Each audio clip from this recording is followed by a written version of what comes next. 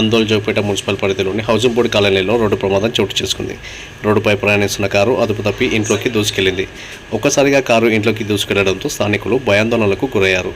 కలియార్ మండలానికి చెందిన ఓ ఉపాధ్యాయుడు తన స్నేహితులతో కలిసి సంగారెడ్డి వైపు వెళ్తుండగా ఈ ప్రమాదం చోటు చేసుకుంది. కారులో ప్రయాణిస్తున్న వారికి స్వల్ప గాయాలు కాగా ఎవరికీ ఎలాంటి ప్రాణ నష్టం జరగలేదు.